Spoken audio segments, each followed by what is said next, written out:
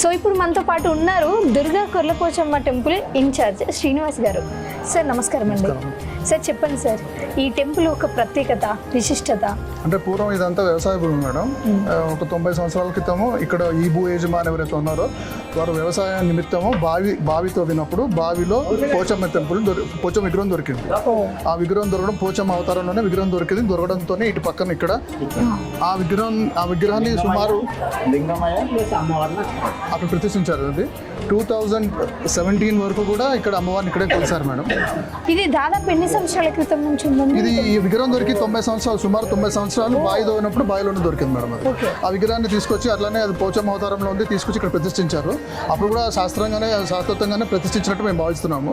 దాని తర్వాత మా సార్ అయినటువంటి కృష్ణ గారు తను ఇక్కడ ప్లాటింగ్ చేసినప్పుడు ఏరియాలో బిజినెస్ పరంగా ఇక్కడ ప్లాటింగ్ చేసినప్పుడు దీన్ని ఇట్లానే కాపాడుకుంటూ మిగతా ఏరియా అంతా ప్లాటింగ్ చేసి ఈ బావిని కానీ ఈ స్థలాన్ని అంతా చాలా పురాతనమైనది. అయితే ఇది గుడి నిమిత్తం ఈ స్థలాన్ని అంతా వదిలేశారు మేడం. 2017లో ఇది గుడి ఎక్స్పాన్షన్ చేయాలనే ఉద్దేశంతో ఆ బావి కొంచెం పూడ్చి వెనకాల దుర్గా కొర్లపోచమ్మ టెంపుల్ అని ఒకటి కట్టాం మేడం.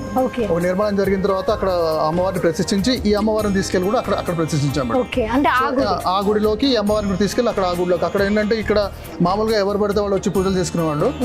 అక్కడ మనం శాస్త్రోక్తంగా ఉండాలని ఒక బ్రాహ్మణ పూజారులతో పూజించాలని అంత పర్ఫెక్ట్గా ఏదైతే మనం శాస్త్రం ప్రకారం చేయాలో అది చేసి అక్కడ దుర్గమ్మ తల్లిని ప్రతిష్ఠించి ఈ తల్లిని కూడా తీసుకుని అక్కడ ప్రతిష్ఠ చేశాం మేడం. అప్పటి నుంచి నిర్విఘ్నంగా పూజలు అనేవి బ్రాహ్మణ పూజలతో నిర్విఘ్నంగా జరుగుతున్నాయి ఇప్పటిదాకా పూజలు.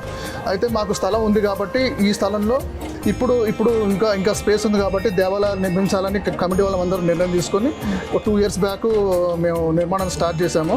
స్టార్ట్ చేస్తే ఇవాళకి విగ్రహ ప్రతిష్ఠ చేయడానికి అంత అరేంజ్మెంట్స్ అయినాయి మేడం.